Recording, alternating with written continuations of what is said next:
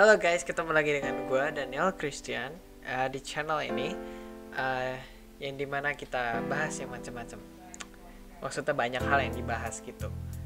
Oke, kali ini pada kesempatan saat ini saya akan membahas pendapat-pendapat di kelompok 5. Bagaimana mereka menjelaskan materi dan kita berusaha menguliknya, mengupasnya sedikit demi sedikit. Yes. Nah, seperti kemarin kita akan bersama dengan 3 narasumber yang lain dan masih sama, yaitu Leonardo, Budi Ariansa, dan Rafael Jonathan. Nah, kita akan tanya-tanya nih tentang pendapat mereka ketika mendengarkan kelompok 5 ini. Oke.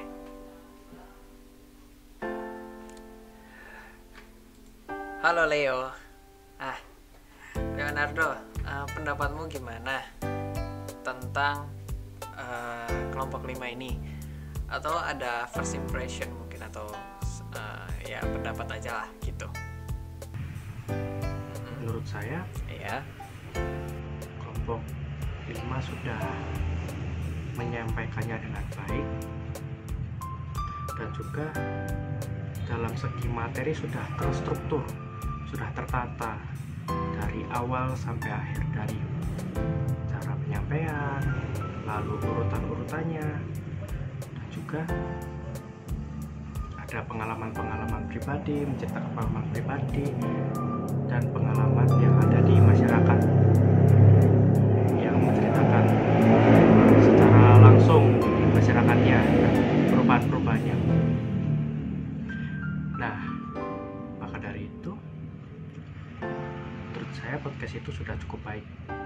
Terus Dok, ada gak mungkin kritik untuk kelompok 5 ini? Ada sedikit sekali kritik dari saya untuk kelompok 5 soal pemilihan kosakata yang disebutkan dan juga intonasi saat berbicara. Saya, seperti yang saya tonton dan saya dengarkan, ada sedikit sekali kosakata yang menurut saya mengganggu. Karena ini bahasa Indonesia, jadi sangat penting sekali dalam pemilihan kosakata yang baik, benar, dan baku. Seperti saya mendengarkan kata si siapa, apa gitu. Lalu saat berpikir atau ingin menyampaikan diawali dengan seperti itu menurut saya sangat sedikit mengganggu sekali, walaupun tidak banyak kalian sebutkan, tapi itu cukup sedikit mengganggu. Terus Dok, sarannya kamu tuh gimana yang baik gitu untuk kelompok 5? Saran dari saya, berlatih dalam penyampaian dan pemilihan kosakata yang baik, sehingga kata-kata yang seperti itu, yang selalu terngiang-ngiang, yang biasa kita pakai sehari-hari, itu tidak muncul dalam penyampaian podcast ini. Dan juga intonasi, saya mendengar sedikit seperti intonasinya itu mungkin ingin bertanya tapi suaranya datar-datar saja, tidak ada intonasi yang semisal saya contoh, apakah kamu sudah makan? Nah, itu kan ada intonasinya gitu, tapi saya mendengar seperti apakah kamu sudah makan, jadi datar gitu. Atau mungkin bahkan intonasinya tuh berbalik, seperti menjelaskan pada saat bertanya. Itu hanya sedikit. Oke, ada tambahan nggak Dok? Seperti itu saja. Jadi menurut saya kritiknya hanya di kosakata dan intonasi. Dalam pemilihan materi, dalam penyampaian, penjelasannya sudah cukup baik sekali. Terima kasih. Maaf bila ada kata yang kurang berkenan di hati kelompok 5, dan maaf bila saya mungkin sok tahu atau bagaimana. Terima kasih, Tuhan Yesus memberkati. Oke, bagus. Terima kasih Leonardo atas pendapatmu. Oke guys, itu tadi pendapatnya Leonardo. aku setuju dengan pendapat-pendapatnya. Memang ada beberapa hal yang mesti ditingkatin. Nah, nanti kesimpulannya akan aku susun di akhir video ini, oke? Jadi stay tune terus. Oke guys, setelah kita ngedengerin pendapatnya Leonardo, kita akan membahas pendapatnya Rafael. Nah, dia lebih ke bobotnya atau isi dari yang dibawakan oleh kelompok 5. Nah, kita akan lihat pendapatnya Rafael. Oke. Halo Rafael, gimana nih pendapatmu ke kelompok 5 ini yang kamu dapat materinya? Menurut kelompok kami, bobot materi yang dibawakan oleh kelompok 5 bisa dibilang sudah cukup berbobot karena materi yang dibawakan sudah mencakup aspek perubahan sosial dan juga perubahan teknologi informasi yang terjadi saat ini. Mulai dari perubahan sosial seseorang, perilaku seseorang, dan juga perubahan yang dialami seseorang di saat terjadi pandemi seperti sekarang ini. Materi yang dibawakan pun juga sudah menjelaskan tentang apa itu perubahan sosial, contoh-contoh perubahan yang terjadi di saat pandemi sekarang ini, dan juga kelebihan dan kekurangan dari adanya perubahan sosial saat terjadinya pandemi COVID-19 ini. Namun menurut kelompok kami, pembawaan materi yang dibawa oleh kelompok 5 lebih tertuju pada perubahan sosial, sedangkan pada perubahan teknologi informasi kurang dibahas lebih mendalam.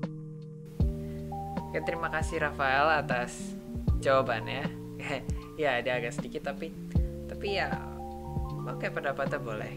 Ya, nanti tunggu kesimpulannya di akhir.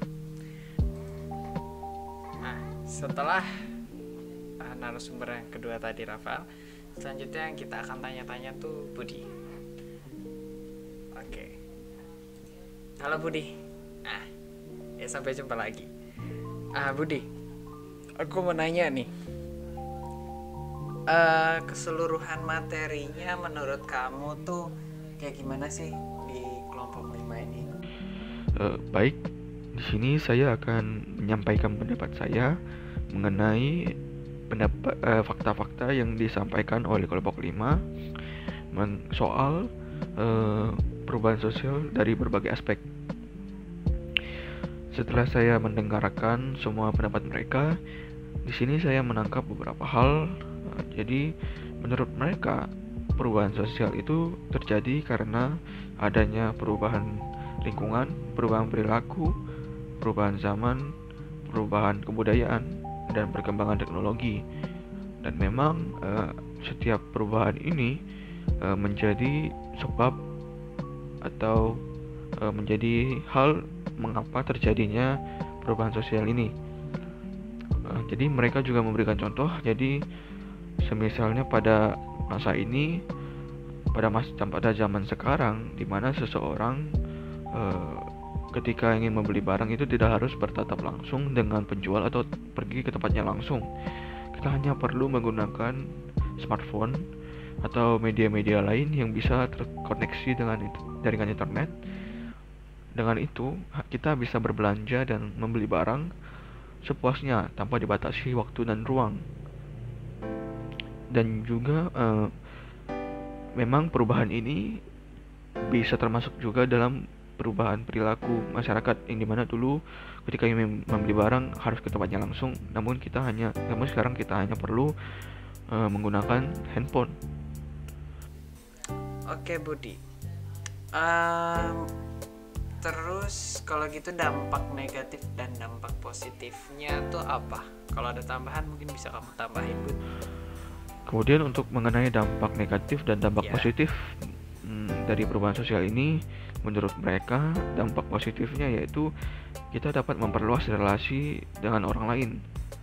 Dan memang pada faktanya bahwa ketika terjadinya perubahan sosial, maka di sana pasti ada lingkungan baru, yang dimana kita diharuskan untuk beradaptasi dengan cara memperluas atau mengenal atau berusaha mengenal orang-orang baru juga sebagai cara untuk beradaptasi. Namun sebenarnya tidak hanya itu. Jadi dengan adanya perubahan sosial ini juga ilmu pengetahuan, teknologi pasti akan berkembang. Kemudian untuk mengenai dampak negatifnya, dampak negatif dari perubahan sosial ini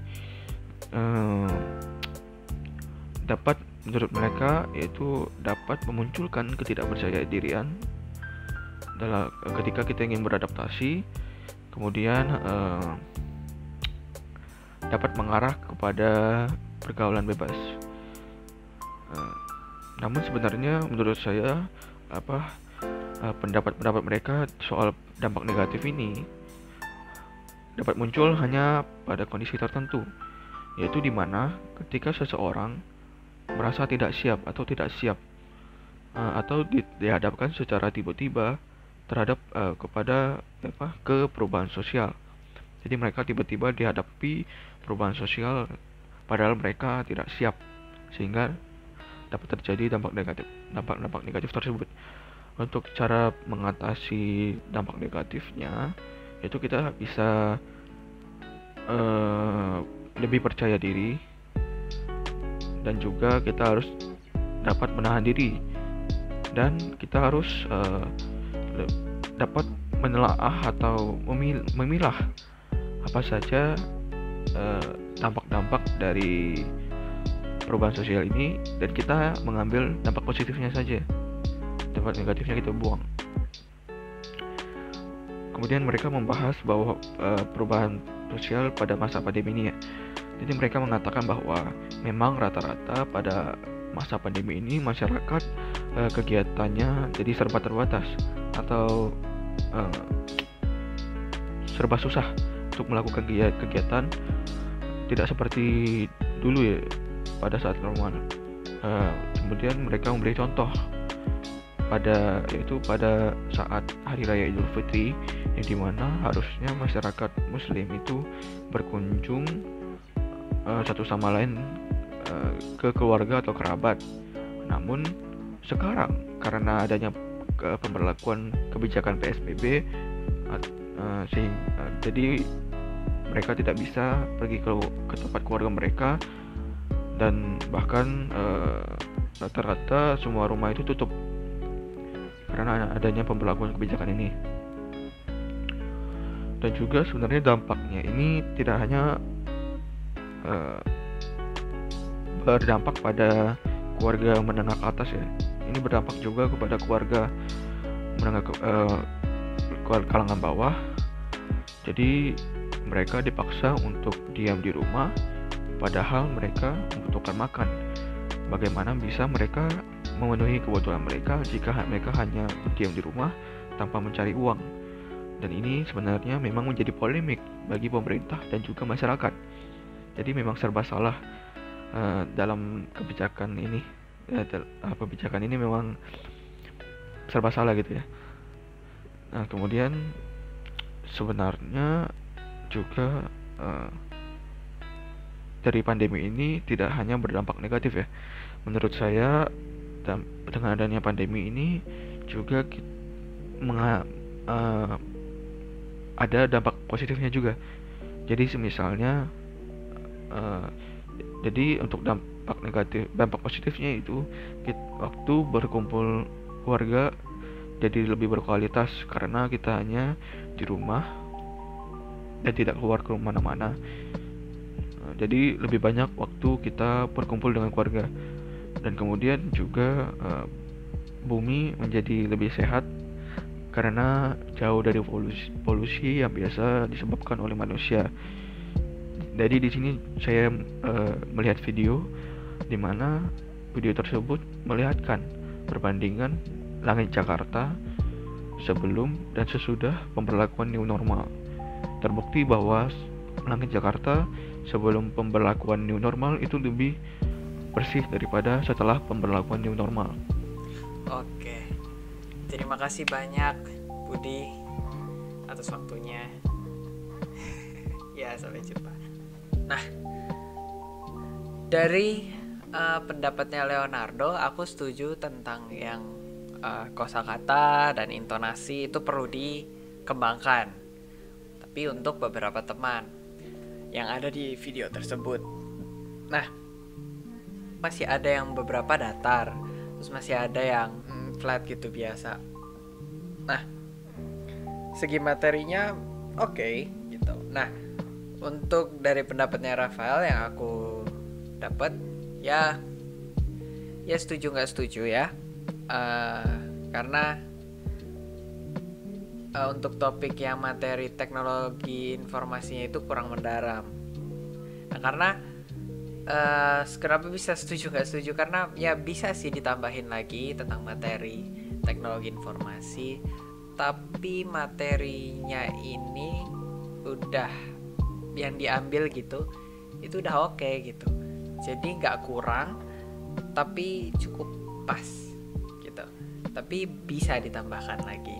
Nah,